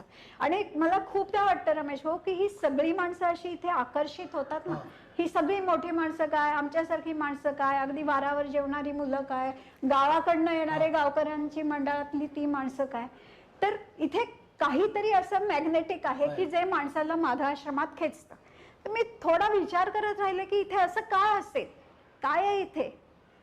तर इथे जे आहे की तुमच्या एकूण परिवारांनी सगळ्यांना अशी उदंड हस्ते देऊ केलेलं प्रेम, जिव्हाळा, आपुलकी, हे जर सगळं नातेसंबंधातलं जे आहे ना, ते इथे येणाऱ्यांना असं सतत खेचत राहतं. आणि म्हणून मेंबर म्हणून कोणीही इथे आला की तो माधव आश्रमाचा मेंबर राहत नाही, तो महाजन फॅमिलीचा मेंबर एक होऊन जातो. अशी एक थोडी गंमत, हे थोडं वाढलं बोलणं, पण मला वाटलं हे सांगणं आवश्यक आहे. केवळ चतुरंग नाही, आणखीही अनेक संस्थांना तुम्ही मोठं केलं. चतुरंगाचं बीजारोपण झालं उद्यान गणेशात, ही गोष्ट खरी, पण त्या बीजाला खत पाणी घालणं, ते नीट उभरताय ना, मोठं होतंय ना, पानं फुटतायत ना, वाढतायत ना, नीट मूळ धरताय ना, हे सगळं घडलं या वास्तूमुळे आणि या व्यक्तीमुळे. त्यामुळे ह्या सगळ्या गोष्टीची आपण चतुरंग यांनी मनात नोंद घेणं अतिशय आवश्यक आहे. पण हे फक्त चतुरंगासाठीच त्यांनी केलं का? नाही, कारण त्यांच्या मनात असे कुठे कंपार्टमेंट नव्हते. आणखीनही अनेक संस्थांना तुम्ही इथे मोठं केलं. जरा त्यांच्याबद्दल. निवृत्त ब्राह्मण संघ आहे, विद्यार्थी सहाय्य संस्था आहे, बरोबर. नंतर एक पाटणकर संगीत मंडळी आहे. ती म्हणतं कधी नंतर एक मोठं एक संगीत कला म्हणून नाव मला सांगता येते आता, पण त्यांनी जवळजवळ पावसाळ्यात येत राहिले, पण त्यांना आमचे पैसे देता आले नाही. बरं. म्हणजे दादा जायला पुढच्या वेळेस हा शब्द प्रयोग निराळ आहे, पुढच्या खेळ करू ना, त्या खेळात तुम्ही त्या खेळात पैसे मिळाले तेव्हा तुमचे पैसे आम्ही देऊ, असं त्यांचं एक पत्र आहे की त्या खेळानंतर तुमचे पैसे देऊ. मग असं पण आम्हाला कधी वाटलं मागायला कधी गेलो नाही. मग असे नाटकं नटाही खूप आहेत की ज्या पैसे नव्हते पण ते जातात हे करून गेले, आणखी परत त्यांनी दिले. तर मला वाटतं नावही सांगणं बरोबर नाही, पण खूप मोठी माणसं ती आहेत, पण ते असं पुढे काही परत सांगणं बरोबर नाही. ते थोडं चतुरंगाबद्दल मी सांगते, कारण त्याच्या अनेक गोष्टी ज्या रमेश भाऊंशी निगडीत आहेत, पण त्यांच्या स्वभावाच्या संकोचामुळे ते इतकं मोकळेपणाने सांगणार नाही. पण माझं काम आहे की त्या गोष्टी आज या कार्यक्रमाच्या निमित्ताने आपल्या सगळ्यांपर्यंत पोचवल्या पाहिजे. मी मगाशी गच्ची आणि चहा हा उल्लेख केला, तर तो झाला. आता बोलता बोलता रमेश भाऊ बिपिनला म्हणाले, बिपिन आत्ता समोर नेहमीप्रमाणे शूटिंग करतोय. त्या काळात जेव्हा गच्चीत कार्यक्रम असायचा आपला, तर त्या गच्चीत ती गच्ची झाडून घेणं, सतरंज्या घालणं, लाईटची व्यवस्था करणं, येणाऱ्या लोकांसाठी पाण्याचे 2 पिंप तिथे भरून ठेवणं, शूटिंग जर करायची गरज असेल, कारण तेव्हा आपण खूप सरास शूटिंग करत नव्हतो, पण माईक तर लागायचा, मग माईकची व्यवस्था, या सगळ्या गोष्टी एक हाती रमेश भाऊंकडनं होत होत्या. आज आम्ही ही 10 कामं 10 कार्यकर्त्यांना सांगतो आणि ते 10 जण, आज मी कार्यक्रमाचं पोस्टर लावलं, आज मी अमुक केलं, अशी नोंद करून ते काम करतात नक्की. पण जेव्हा हे काही चतुरंगच्याही ध्यानीमनी नव्हतं, तेव्हा रमेश भाऊ हे परस्पर करून मोकळे व्हायचे. त्याच्यात तो चहा एक भाग आला, पण याही गोष्टी ते करत असत. त्यांची एक दूरदर्शी नजर अशी की ज्याचा आपल्याला पुढे खूप फायदा झाला. एक त्यांनी नजर दिली जेव्हा शन्ना नवऱ्यांचा कार्यक्रम पहिला झाला आणि आता दुसऱ्या कार्यक्रमाची तयारी सुरू झाली. मुळात आपण तेव्हा एक अशी काय म्हणूया योजना ठेवली होती की या महिन्यातल्या या कार्यक्रमात पुढच्या महिन्यात कोण कलाकार येणार हे आपण तेव्हा जाहीर करायचो. आणि रमेश भाऊंनी असं म्हटलं की अगदी पहिल्या कार्यक्रमानंतर पुढच्या प्रत्येक कार्यक्रमाच्या वेळी जे कोण कलाकार आधी इथे येऊन गेलेत त्या प्रत्येक कलाकाराला आपल्या कार्यक्रमाचं पत्रक गेलं पाहिजे. अरे पण ते आता एवढे कोण पाठवणार, कारण 5-10 पत्रकं पाठवायची होती, तोपर्यंत गोष्ट वेगळी होती. मग 25, 30, 75, 80 पुढे संख्या जायला लागली होती. पण त्यांनी कधीही त्याची चिंता आपल्या वाट्यास येऊच दिली नाही. त्यांनी विद्या काकांना सांगितलं पत्रक झालंय, पत्रक झालं की मला कॉपी आणून द्यायच्या, काउंटरवर असेल, पुढचं तुम्ही विसरून जा. आपल्या कलाकार संध्याकाळच्या महोत्सवात जेव्हा शन्ना भाषणासाठी उभे राहिले तेव्हा शन्नांनी ही आठवण सांगितली की ही 100व्या कार्यक्रमाला पण मी आज इथे आलोय, कारण मी यांच्या पहिल्या कार्यक्रमाला होतो आणि मधल्या 99 कार्यक्रमांची माहिती पत्रकं न चुकता माझ्या घरी येत होती. ही रमेश भाऊंची दूरदृष्टी होती, अर्थात ती आपण नंतर जोपासते, कारण तो विचार खरंच स्तुत्य आहे. संस्था म्हणून चालवायची, वाढवायची, तर अशा अनेक गोष्टी. त्याच्यातला खानपानाचा विषय झाला. मला असं आठवतंय की म्हणजे एक जुनी माझी व्यक्तिगत आठवण सांगते की 4थं रंगसंमेलन बहुधा असेल, रविवारचा दिवस होता आणि त्यावेळी आपण असं ठरवलं होतं की जीवनगौरवची शिफारस पत्र समाजातल्या अनेक मंडळींकडून मागवायची. जवळजवळ 700 ते 800 पत्र, म्हणजे पत्र एकच होतं, पत्ते लिहिण्याचं काम होतं. 700-800 पत्ते लिहायचे होते. कुणाकुणाला बोलवण्याचा प्रयत्न केला, पण नेमकं काय त्या दिवशी झालं कोणीच येऊ शकलं नाही. मी एकटीच होते. मी इथल्या खालच्या एका खोलीत सकाळी 9 वाजता आले, घरातला आटपून स्वयंपाक वगैरे करून आले. दुपारी 12-1 नंतर जेवायला जाऊया, परत येऊया. आले आणि पत्ते लिहायला सुरुवात केली. मी म्हटलं तसं सुमित्रा वहिनीने कुठून तरी वरच्या खोलीतनं बघितलं की मी इथे काहीतरी काम करते. 1च्या दरम्यान त्या तिथे आल्या खोलीच्या दारात आणि त्यांची एक स्टाईल आहे, त्या अशा उभ्या राहतात कधीतरी. आणि मग जाब विचारला, प्रेमाचा. हा जाब. हा काय हो, नकोय काही? म्हटलं मी जरा ओशाळले. म्हटलं नाही नाही, जाते घरी. ॲक्च्युली सांगायचं तर माझ्या मनात असं होतं की मी स्कूटर घेणार, घरी जाणार, येणार, अर्धा-पाऊण तास जाणार. अर्ध्या-पाऊण तासात किमान माझे 15 पत्ते तरी लिहून होतील. त्यापेक्षा इथनंच चहा आणि वडा काहीतरी खाऊया की मी पुढचे 2 तास काम करू शकते. मी त्यांना म्हटलं नाही नाही, निघते ना, हे झाल्यावर निघते. आणि मी माझ्या कामात रमले. त्यांनी ते कुठून तरी हेरलं. 15 मिनिटांनी माझ्या समोर स्टीलच्या ताटलीत 2 गरम गरम पातोळे, त्याच्यावर चांगलं लोणकड तूप असं समोर आलं. आता हे मी विसरू शकीन का? हे विसरताच येत नाही. बरं, हे कौतुक माझ्याच एकटीच्या वाट्याला आलंय का? असंही नाही. रंगसंमेलनाची पहिली एक 4-5 वर्ष जर आठवली, त्यातली काही मंडळी जी जुनी आहेत आपल्याकडे कार्यकर्ते म्हणून, त्यांच्याशी तुम्ही गप्पा मारलात तर तेही सांगतील रंगसंमेलनाची सगळी तयारी माधवाश्रमात व्हायची. आणि साधारण 2-3 महिने अलीकडे रोज, मी रोज हा शब्द अंडरलाईन करते, रोज ॲव्हरेज 20, 25, 30 कार्यकर्ते माधवाश्रमात यायचे. आणि आम्ही रात्री 12:30, 1, 1:30, 2 पर्यंत काम करत असायचो.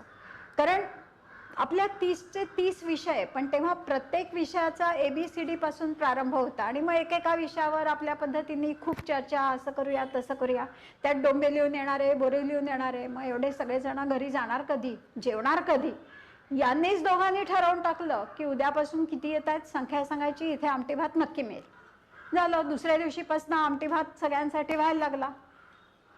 त्या आमटी भाताची चव आजही जिभेवर आहे, जे तो आमटी भात जेवले. आणि जेवायचं कुठे कसं, तर त्या जागाही फार आमच्या गमतीशीर होत्या. आम्ही जिन्याच्या पायरीवर सगळे बसायचो. जेव्हा खूप गर्दी व्हायला लागली तर रमेश भाऊ चक्क त्यांच्या कॅन्टीनच्या पुढे थोडी मोकळी जागा होती, लग्नाला दाराच्या अंगणात कसा मांडव घालतात ना, तिथे मांडव घातलेला असायचा. 2-2.5 महिने आम्ही मस्त त्या मांडवात, कोणी खाली बसलाय, गरजेप्रमाणे टेबल आहे, तिथे कोपऱ्यात टायपरायटर आहे, पंखा हवा, लाईट हवा, पाणी हवं, हे सगळं कौतुक व्हायचं.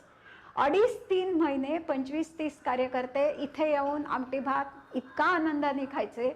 आणि मग सुमित्रा वहिनींना कधीतरी लक्षात आलं, अरे ही मुलं नुसतंच आमटी भात जेवतात. मग दुसऱ्या दिवशीपासून त्यांचा एक सट होता, असा माझ्या डोळ्यासमोर आहे, एवढ्या आकाराचा लोणच्याचा सट होता. लोणचं भरलेला तो सट खाली आलेला असायचा आणि आम्ही ताव मारून जेवायचो. आज ही आठवण कितीही वर्ष लोटली तरी मनातनं पुसली जाणार. आणखीन एक आठवण आहे की आपण कार्यकर्ते सुद्धा इथे कसे एकरूप झालो.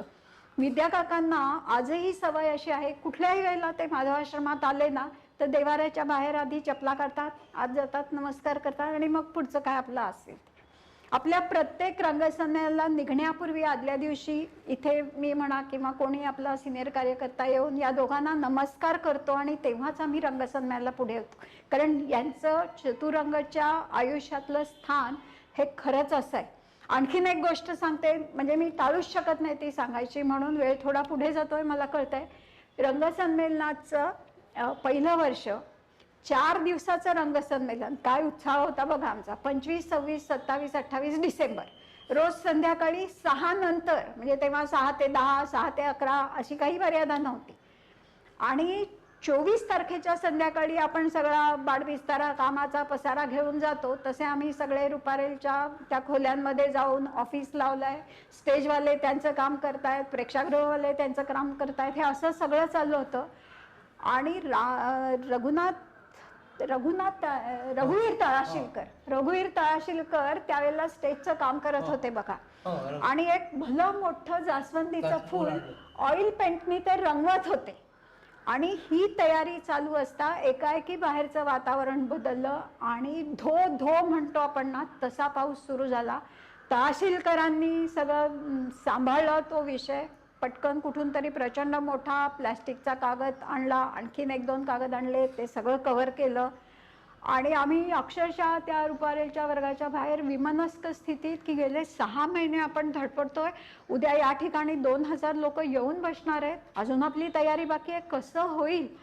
आमच्या डोळ्यात पाणी होतं अक्षरशः. आणि 8:30 पावणे 9चा सुमार असेल. रमेश भाऊंची जेवायची वेळ साधारण 7:30ची असते, ती फिक्स असते.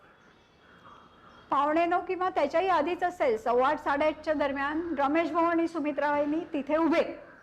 त्या दिवशी त्यांनी तिथे येणं तसं अपेक्षित नव्हतं, पण ते आले आणि त्या एकच वाक्य बोलल्या, अहो काय हा पाऊस, जेवायला आम्ही घास तोंडाशी नेतोय, पाऊस धोधो सुरू झाला, कसलं जेवण. ह्यांना म्हटलं चला आधी आपण तिकडे जाऊन मुलं काय करतायत बघूया. ही असता हे प्रेम, हे रमेश भाऊ आणि हे माधव आश्रमाचं आपल्यावर सतत असलेलं लक्ष, प्रेम, आपुलकी, जिव्हाळा, सगळं काही. अशा अनेक आठवणी आहेत. इथे रंग त्यांच्या देवखोलीत तुमच्या बघा एक चौरंग आहे, त्या चौरंगावर नेहमी आपली प्लॅनची पूजा व्हायची. आणि इथे बाहेर रांग लागायची लोकांची तिकिटासाठी. बरं, येणाऱ्यांना पाणी बिणी ती व्यवस्था तुम्ही बघायचं. अशा अनेक अनेक गोष्टी आहेत. आता हे सगळं आठवताना पुढच्याही थोड्या एका वेगळ्या विषयाकडे वळते की आपल्याकडे बघा घरात असं असतं की आई वडील मुलाला जन्म झाला, लहानाचं मोठं करतात, खाऊ पिऊ घालतात, चांगलं शिक्षण देतात, चांगले संस्कार करतात. आणि मग एका विशिष्ट वयात तो आल्यावर त्यांची अशी अपेक्षा असते की आता मुलांनी आपल्या पायावर उभं राहायला पाहिजे, 4 पैसे स्वतःचे स्वतः कमवले पाहिजे, संसार कसा करायचा हे त्याला कळलं पाहिजे. चतुरंगाच्या बाबतीतही असंच झालं. चतुरंगाच्या साधारण 25व्या वर्षाच्या अलीकडे पलीकडे मग चतुरंगनी इथली जागा आपल्याला कमी पडते, त्यामुळे जवळपास कुठेतरी एक छोटंसं ऑफिस घेऊया. अट एकच होती. अट काय होती? ते ऑफिस आम्हाला माधव आश्रमाच्या जवळ हवं. आणि देवाच्या कृपेने ते झालं. आज इथून मागच्या खिडकीतनं ओरडलं तर आपल्या कार्यालयात हाक पोचू शकते. आणखीन एक गंमत, चतुरंगाच्या शाखा सुरू झाल्या त्या तुमच्यामुळे, जरा त्याबद्दल सांगा ना. एकदा मी डोंबिवली आमच्या चाळी होत्या, हा, त्या चाळीच्या हे करायला भाडं बसवलं. मी नेहमी सकाळी जात होते आणि त्याच वेळी असं व्हायचं की जागा मोकळी होती, तिथे आमचं माधव मंगल कार्यालय सुरू करायचं ठरलं होतं आणि किती चालू होतं. मी स्टेशनवर असताना माझ्या जोगळेकर भेटला, किरण जोगळेकर. नाही किरण, आता आपल्या डोंबिवलीत सुरू करायला हरकत नाही, आमचं माधवाश्रम तयार होत आहे असं तुम्ही त्याला सांगितलं. तर तो म्हणा चालेल कधी करूया. नाही म्हटलं कधी जाऊ, म्हटलं मला माहिती आहे, पण तरी एक 5-6 महिन्यात आपलं माधवाश्रम तयार होईल. आणि त्या मंगल कार्यालय सुरू झालं आणि त्यामध्ये आमच्या चतुरंगची नवीन शाखा म्हणजे तिथे कार्यक्रम एक कलाकारासारखे तिथे सुरू झाले, बरेच खूप. आणि डोंबिवली शाखा सुरू झाली. हो, म्हणजे मुळात चतुरंगाची काही एक शाखा असावी हा विचार आला या व्यक्तीच्या मनात. ही नजर, ही दूरदृष्टी योगायोगाने, परमेश्वर कृपाने अनेक गोष्टी नंतर जुळून आल्या.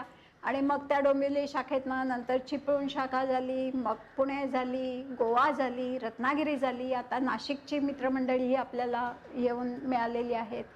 पण सुरुवात कुठेतरी व्हायला लागते. अशा अनेक गोष्टींची सुरुवात इथे झालेली आहे. मी जे परत परत म्हणते ना की समृद्ध परंपरा जपणं, वाढवणं, जोपासना करणं, ते हे अशा अनेक गोष्टीतनं घडलंय.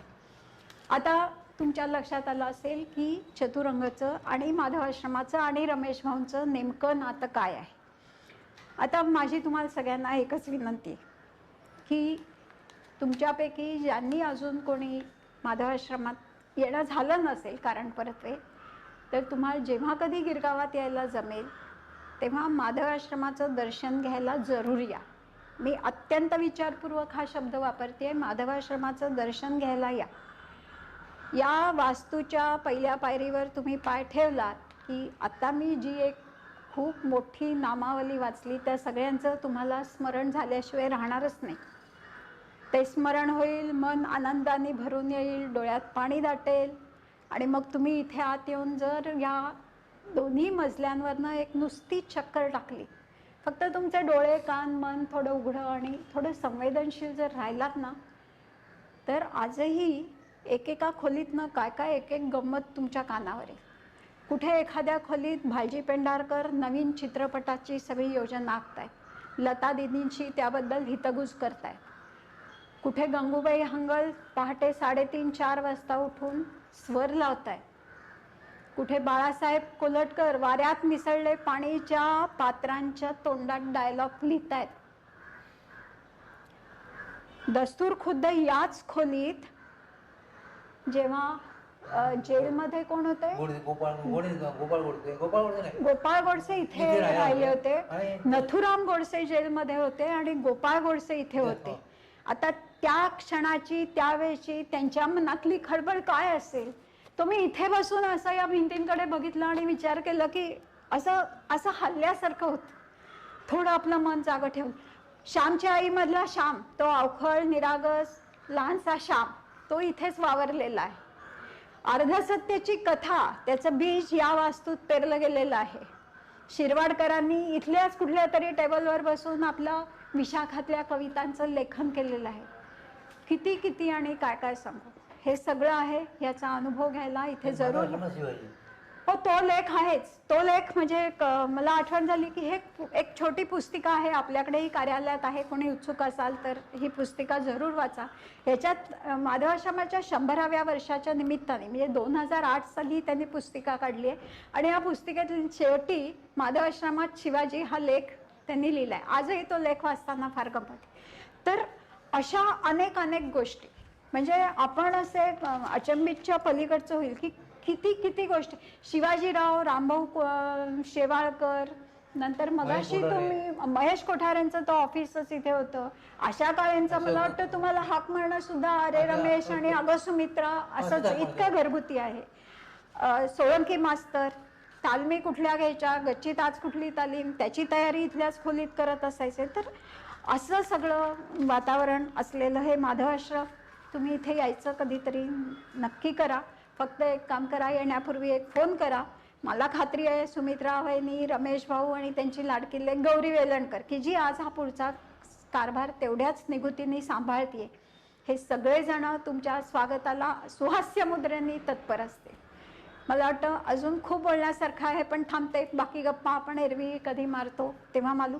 फक्त एकच सांगायचं आहे की हे माधवाश्रम जे पुस्तक आहे ना, या पुस्तकाच्या पहिल्या लेखात प्रस्तावनेतलं पहिलंच वाक्य आहे ते मला खूप उद्बोधक वाटतं. हे वाक्य असं आहे, नेपोलियन बोनापार्टेंचं वाक्य आहे. ते असं म्हणतात की those who wants to create history must know history. चतुरंगच्या मित्रमंडळींनो, तुम्हाला चतुरंग म्हणून काही निर्माण करायचं असेल तर हा आपला इतिहास आहे आणि हा तुम्ही मनोभावे जाणून घ्यायला हवं असं मला वाटतं. मी सगळ्यांची रजा घेण्यात किती मेहनत घेतली, कशी घेतली हे नवीन मुलांना समजायला पाहिजे. म्हणून दो वॉन्ट टू क्रिएट हिस्ट्री. तुम्हाला चतुरंगचं काय करायचं असेल, तुम्हाला चतुरंग काय होतं, कसं होतं याची माहिती असायला पाहिजे. बरोबर. त्याने कोणत्या काळात कशी मदत केली, कोणती माणसं, रमेश कसा मिळाला किंवा नवीन नवीन माणसं कशी मिळाली त्याचा त्याने अभ्यास करायला पाहिजे. बरोबर. म्हणजे मग तुम्हाला पुढे जाता येईल. नाही तर उगीच आपण आहोत त्या जागेवर म्हणून जसं कोणी येत नाही. खरं. विद्याने किती मेहनत घेतली विद्याने. हो, ते तुम्ही तर सगळ्या त्या काय म्हणूया काळाचे साक्षीदार. त्यांचं आपलं हे आहे ना, एक कोट्याधीश पुलं. कोट्याधीश पुलं. तेव्हा मी नारायण आम्ही 10 वेळा पुण्याला जात होतो. हो. आता विद्यामध्ये तुम्हाला रमेश भाऊ तुमचं चाललंय व्यवस्थित चाललंय व्यवस्थित चाललंय त्याला भेट सगळ्या भेटून ते कोट्या तयार करत होतो, जमा करत होतो. बरोबर. पण ही मेहनत, अशी मेहनत करणाऱ्या माणसं तुम्ही गोळा करायला पाहिजेत नवीन मुलाने. हे ह्या माणसाने कसं केलं विद्याने. विद्याने त्याचा एक मूळ पहिला उद्देश होता की आम्ही कोकणातली माणसं, कोकणात आम्हाला शिकायला हे नाही, आमच्याकडे फळा असायचा, फळा खडूनच. म्हणून तुम्हाला खडू मिळालं असं एवढं तरी आम्हाला करता यायला पाहिजे. आणि म्हणून मग त्यांनी बरंच शिक्षकांकरता केलं, विद्यार्थ्यांकरता केलं, आणि विद्यार्थ्यांकरता दुधाची पावडर अशी सोय केली. असं बरं. पण ही माणसं सगळी तुम्ही अनुभवायला पाहिजे. नवीन माणसाने नुसतं विद्याकाका काय काय केलं हे तुम्ही बघायला पाहिजे. की कोकणात गेले, कोकणात मी नवीन नवीन मुलांना तयार केलं. किंवा म्हणून म्हणलं दुधाचं पावडर घेऊन इथून जात होतो. पण पावडर सुद्धा इथे तयार होत नव्हती. मग त्यांच्याकडे आम्हाला असं करते. आणि हा त्यांचा विचार ऐकून त्यांना माणसं देत होते. हे ह्या लोकांना माहिती व्हायला पाहिजे की आम्ही नुसतंच चतुरंग काढून चतुरंग होत नाही. चतुरंग करता विद्या व्हायला लागतं. तर तेवढं झिजावं लागतं, तेवढं सोसायला विद्या व्हायला तरच माझं ते भाळ तयार होईल. नाही तर भाळ काय नुसतं भात झालं तुम्ही सगळे काही होणार. या पॉइंटवर आता आपण थांबतोय. मी रजा घेते. तत्पूर्वी रमेश भाऊंना पुन्हा एकदा आपल्या सगळ्यांच्या वतीने नमस्कार करते आणि त्यांचा लोभ आहेच, त्यांची कृपा आणि आशीर्वाद चतुरंगच्या पाठीशी अखंड असू द्या म्हणून प्रार्थना करते. धन्यवाद. नमस्कार. आयुष्मान. नमस्कार. थांबा मित्रांनो, इतका वेळ थांबलात, अजून 1-2 मिनिटासाठी थांबा. मी आभाराला उभा नाही, पण खरंच अपेक्षा केल्याप्रमाणे या मुलाखतीतून आपल्याला या एका नाण्याच्या रमेश भाऊ आणि माधवाश्रव या दोन्ही बाजू आणि त्याच्या कडेला असलेल्या चतुरंगाचा कंगोरा हा खूप चांगल्यापैकी उलगडलेला आपण अनुभवला असेल. अर्थात माझ्या मनातली एक शंकाही खरी ठरलीच. रमेश भाऊ तसे मितभाषी असल्यामुळे रमेश भाऊंनी प्रश्नांची उत्तरं थोडीशी आखडती किंवा संकोची पद्धतीने दिली आणि कदाचित अपरिहार्यपणे का असेना, पण शंकेप्रमाणे केबिनना थोडंसं पुढाकार घेऊन जास्त बोलावंही लागलं. पण ती या मुलाखतीची गरजच होती, नाहीतर पुन्हा हा पूर्ण परिचय आपल्यापर्यंत येऊन पोचलाही नसता. त्यामुळे केवी, तुम्ही जे या संदर्भात केलेलं वाढीव निवेदन असेल ते मुलाखतीपेक्षा थोडं वेगळं वाटलं असलं तरी सुद्धा अपरिहार्य होतं असं वाटतं. परंतु एकूणच या निमित्तानं समोर उलगडलेलं जीवनगाणं हे किती रसपूर्ण, किती सौंदर्यपूर्ण आणि किती उंचीचं आहे हे आपल्या लक्षात आलं असेल. या कार्यक्रमासंदर्भात नको म्हणत असताना सुद्धा आवर्जून सहभागी आमच्या आग्रहाला हो म्हणून तयार झालेल्या रमेश भाऊंचं आणि केबिनचं मी चतुरंग परिवारातर्फे आभार मानत नाही, परंतु ही मुलाखत आम्हाला ऐकायला मिळाली याचा आनंद तुम्हा सर्वांच्या वतीनं खूप मनापासून आणि प्रामाणिकपणे व्यक्त करतो. धन्यवाद. भेटूया पुढच्या जीवनगाण्यासाठी.